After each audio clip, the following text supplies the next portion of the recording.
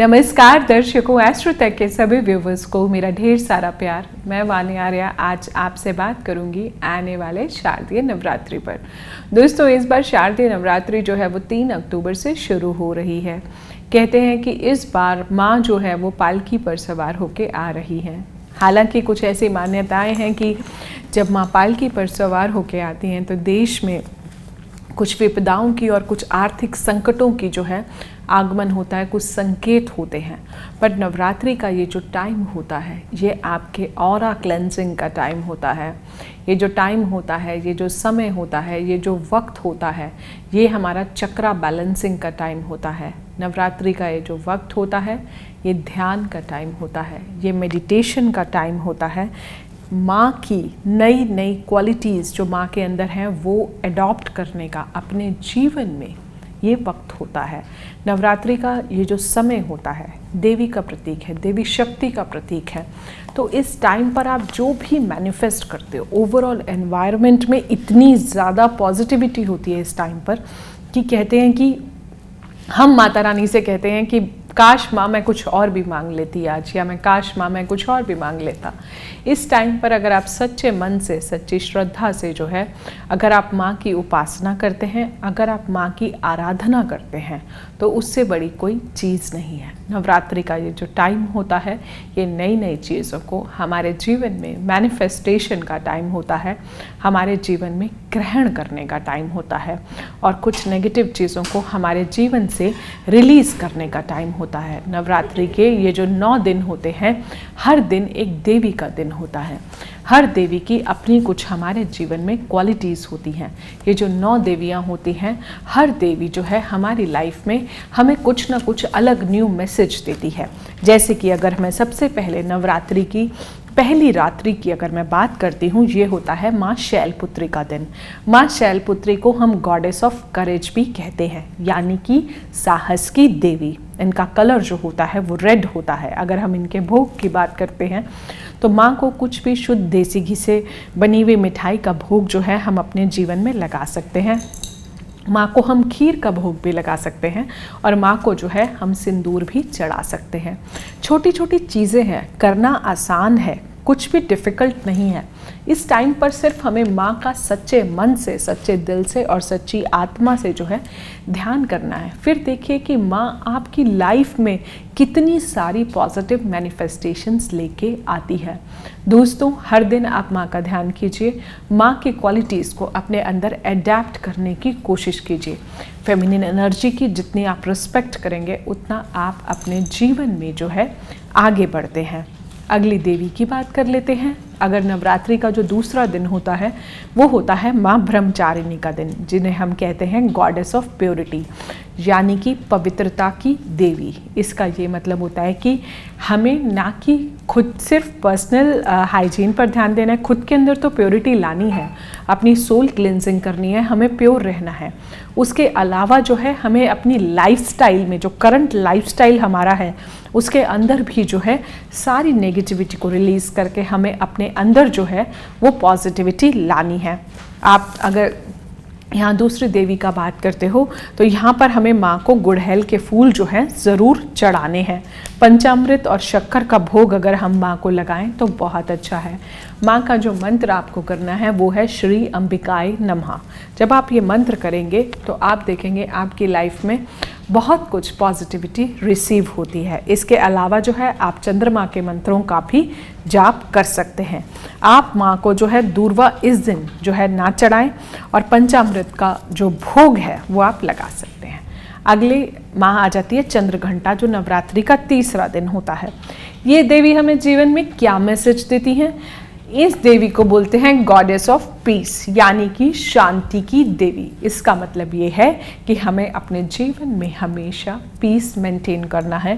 हमें किसी भी सिचुएशन पर अपनी लाइफ में एक्ट नहीं करना, रिएक्ट नहीं करना, सिर्फ रिस्पॉन्ड करना है। और वो रिस्पॉन्ड भी हमें जो करना है विजडम के साथ करना है। आप एक चीज़ देखिए कि माँ हर दिन जो है हमें एक नया संदेश देती है। नवरात्रि के 9 दिन, ये जो नवरात्रि की 9 दिन होते हैं, हमें हमारी लाइफ के ट्रांसफॉर्मेशन के दिन होते हैं, जहाँ पर हमारी लाइफ पूरी 360 डिग्री जो है ट्रांसफॉर्म करती है।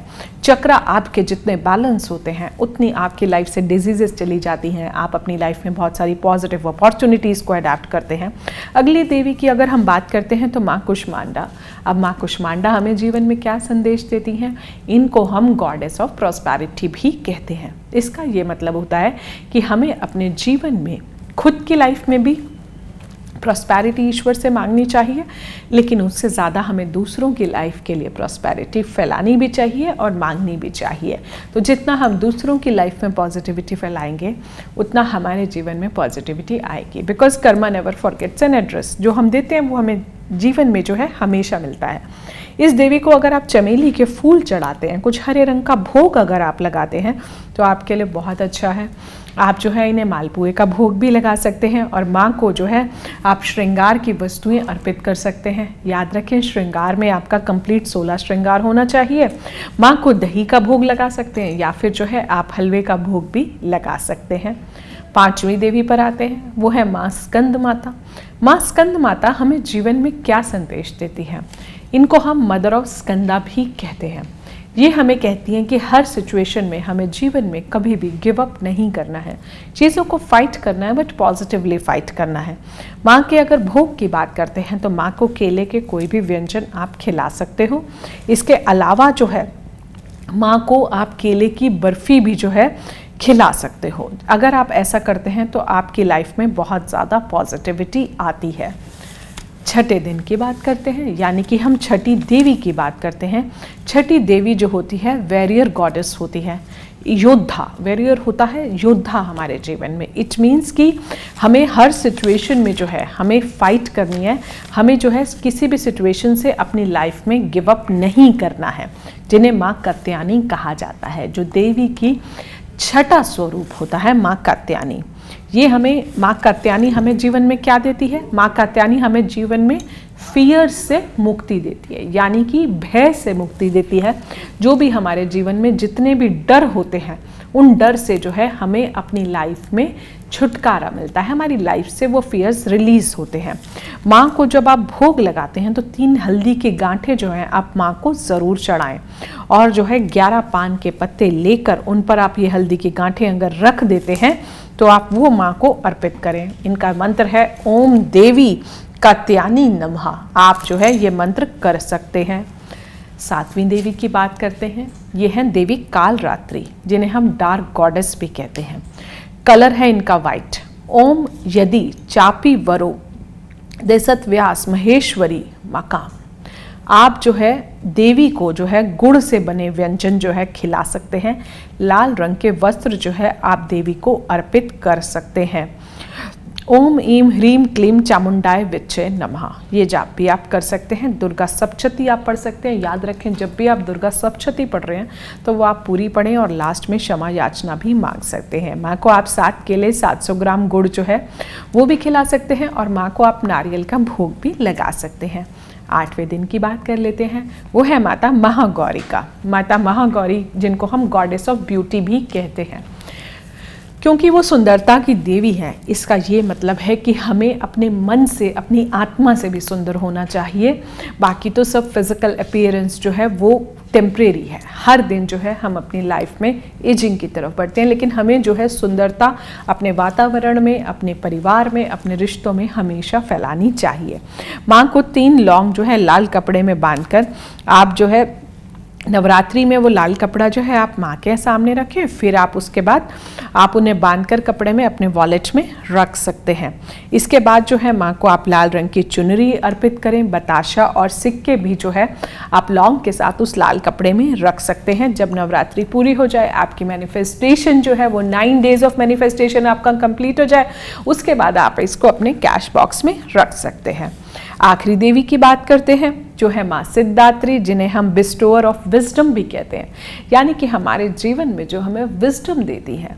देखिए, लाइफ में ना विजडम दोस्तों बहुत ज़्यादा ज़रूरी होती है। बिना विजडम के जो है हम अपने डिसीजंस नहीं ले पाते हैं, हमें वो इक्वल लेवल ऑफ रिस्पेक्ट नहीं मिल पाता जो हम अपनी लाइफ में डिजर्व करते हैं। इनका कलर जो होता है स्काई ब्लू होता है। इनका भोग जो होता है वो चना पूड़ी और खीर होता है। नवरात्रि का आखिरी दिन जो 9th डे होता है वो कंप्लीशन का डे होता है, यानी कि मैनिफेस्टेशन का दिन होता है। न्यूमरोलॉजी में भी 9 जो अंक है वो पूर्णता का नंबर होता है। इट मीन्स जो भी हमने 8 दिन मैनिफेस्ट करा है वो कंप्लीशन का दिन होता है। हालांकि 12 को विजयदशमी भी है, तो चैत्र नवरात्रि का बहुत ज़्यादा अपने आप में महत्व होता है और बहुत ही अच्छी मैनिफेस्टेशन ये हमें अपनी लाइफ में करवाता है। ये वो टाइम होता है जब हम देवी के सबसे ज़्यादा निकट अपने जीवन में जा सकते हैं, देवी की क्वालिटीज़ को अपने अंदर ला सकते हैं। माँ सब पर कृपा करती है, माँ को सिर्फ दिल से पुकारने की देर होती है। इन्हीं सब शब्दों के साथ मैं अपनी वाणी को विराम देती हूँ। जय माता दी। ये नवरात्रि आपके जीवन में ढेर सारी खुशियाँ लाए और आपको माँ की ब्लेसिंग्स हमेशा आपके जीवन में मिले। नमस्कार। एस्ट्रो तक के चैनल को सब्सक्राइब करना और लाइक करना बिल्कुल भी ना भूलें। एस्ट्रो तक ऐप पर आपको मिलेगा भविष्य से जुड़े हर सवाल का जवाब। डाउनलोड कीजिए एस्ट्रो तक ऐप और चुटकी में जुड़िए इंडिया के बेस्ट एस्ट्रोलॉजर से।